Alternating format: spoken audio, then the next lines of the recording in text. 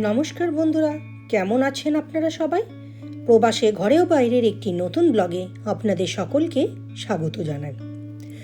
আজ সকাল থেকেই ছুটির দিন, তাই ভাবছিলাম যে কোথায় যাওয়া যায়।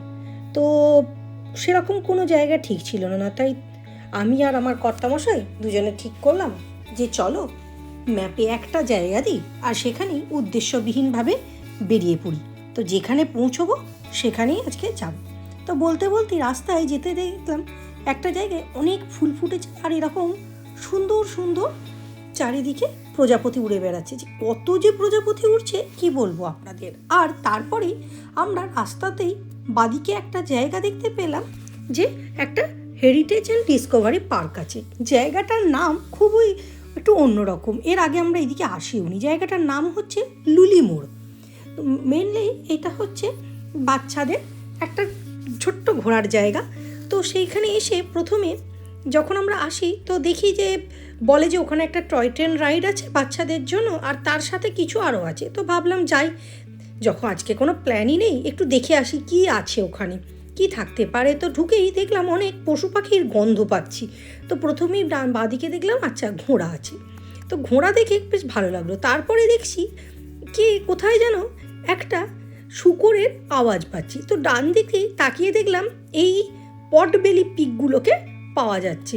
তো দেখে তো খুব অবাক লাগলো, কারণ আমরা সাধারণত অনেক ছোট ছোট পিগ দেখেছি, এরকম এত বড় পিগ কোনো দিন এর আগে দেখিনি। আর এই বেচারারা এত অলস, একটু নড়াচড়া করেই অমনি সোজা চলে গেল পরক্ষণেই তাদের বাসস্থানে। আমরা চারিদিকে খুঁজছি যে বেচারারা কোথায় গেল, দেখিনি। আর সব থেকে মজার জিনিস হচ্ছে এখানে এই একদিকে আপনার বিভিন্ন পশু পাখি আছে আর উল্টো দিকে এখানেই তারই জীবনযাত্রাগুলোকে, মানে ছোটদের ইতিহাসের মতো, যে তখনকার দিনের মানুষ যারা আস্তাবলে কাজ করতো বা বিভিন্ন যারা শ্যাকরা এইসব ছিল, তাদের জীবনযাত্রা কেমন করে চলতো এবং তাদের ঘরে কি কি জিনিস থাকতো, কেমন করে ঘরটা সাজাতো, বা তখনকার দিনে যুদ্ধের সময় লোকেরা কি কি কেমন জামা কাপড় পরতো, কি কি করতো, সেই রকমই ছোট্ট ছোট এরকম ঘর বানিয়ে বানিয়ে সেইগুলোকেও রেখেছি। তো এরকমই দেখতে দেখতে আবার পেছন দিকে দেখলাম ছোট ছোট পনি আছে। এর আগে আমরা সত্যি কথা বলতে অনেক বইয়েতেই পড়েছি যে এরকম পনি দেখতে পাওয়া যায়, কিন্তু নিজের চোখে আমি প্রথমবার এই পনি দেখলাম। যেমন এই ঘরটাকে সাজানো হয়েছে 1798 সালে। তখনকার দিনের যুদ্ধের সময় তারা কি কি ব্যবহার করতো এবং সেই সময় কি কি জিনিস ব্যবহার করতো সব রাখা আছে। যেমন সেই সময় কেমন টাইপের খাবার দাবারের জিনিসপত্র, বাসনপত্র তারা ইউজ করতো।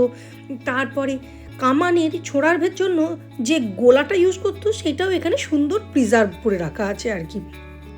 দেখে দারুণ লাগলো। আর এই যে ছোটোবেলায় কত দেখেছি এরকম পিপা, সে তো সেই এখন সেগুলো চোখের সামনে দেখছি। ছোটোবেলায় তো ডিসকভারি এইসবেতে দেখতাম। আর এই দেখুন তখনকার দিনে কত বড় বড় তলোয়ারও ব্যবহার করা হতো, সেটাও লেখা আছে।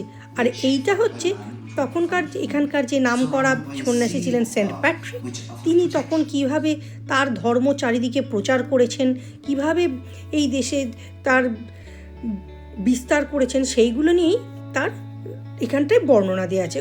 এবং তার সাথে তার এখানে একটা পদচিহ্নও আছে। দেখে বেশ ভালোই লাগলো। একদিকে নতুন নতুন সব পশু পাখি দেখছি, আর তার সাথে সাথে আবার কিছুটা ইতিহাসও জানা হচ্ছে আয়ারল্যান্ডে। এখন যদিও লেখা আছে এটা বাচ্চাদের জন্য জায়গা, সেই জন্য দেখুন এখানে প্রতিটা পশু পাখির তলাতেই তাদের একটা করে সুন্দর নাম দেওয়া আছে। যেমন ওই পটবেলি পিগগুলোর কাছে লেখা ছিল ফিওনা অ্যান্ড আর একটা কী নাম সেরেন। আর এইখানে এই যে প্রাণীটা দেখছেন, এটাকে দেখে তো মনে হচ্ছে এইটা হচ্ছে যে অনেকটা আপনাদের ভেড়ার মতো দেখতে। এইটা আদৌ সে ভেড়া নয়, এর নাম হচ্ছে আলপাকা। আর এই দিকে দেখুন এইগুলো হচ্ছে আইরিশ হেয়ার, মানে আইরিশ খরগোশ। তো একটু এই আলপাকা সম্বন্ধে বলি। প্রথমে আমারও খুব উৎসাহ ছিল যে আলপাকা দেখব, কারণ এইটা নাকি শুনেছি একটা অন্যরকম বিস্ময়কর প্রাণী, এবং এই প্রাণীটা সাধারণত সব জায়গায় পাওয়া যায় না, সাউথ আমেরিকার কিছু কিছু জায়গায় পাওয়া যায়, আর তার সাথে সাথে এখানেও পাওয়া যায়।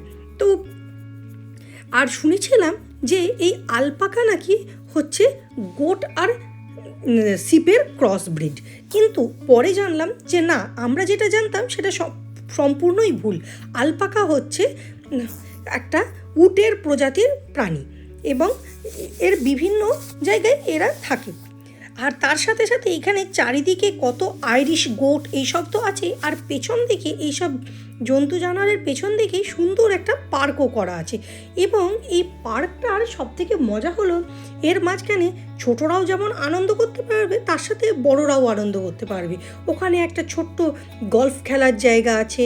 এছাড়া আপনি কেউ যদি পিকনিকও করতে চান, কিছু সবাই মিলে একসঙ্গে একটা গেট টুগেদার মতো করে সেটাও করতে পারবেন।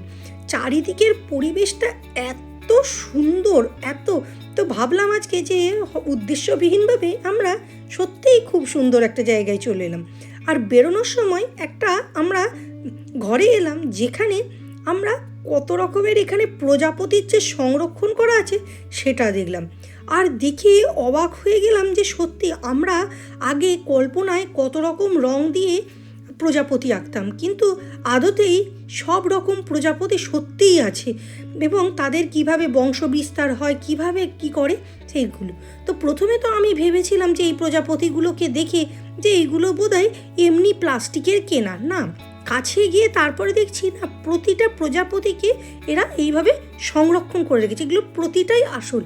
দেখে এত মনটা ভালো হয়ে গেল, ভাবলাম যে এরকম করে মাঝে মধ্যেই আমরা উদ্দেশ্যবিহীনভাবে বেরিয়ে পড়বো, হতে পারে তাতে নতুন কিছু আমরা আরও এক্সপ্লোর করব। যাই হোক, চলুন আজকের ভিডিওটা তাহলে এই পর্যন্তই। ভিডিওটা যদি ভালো লেগে থাকে লাইক করবেন, কমেন্ট করবেন, শেয়ার করবেন, আর যারা এখনও সাবস্ক্রাইব করেননি অবশ্যই সাবস্ক্রাইব করবেন। ধন্যবাদ।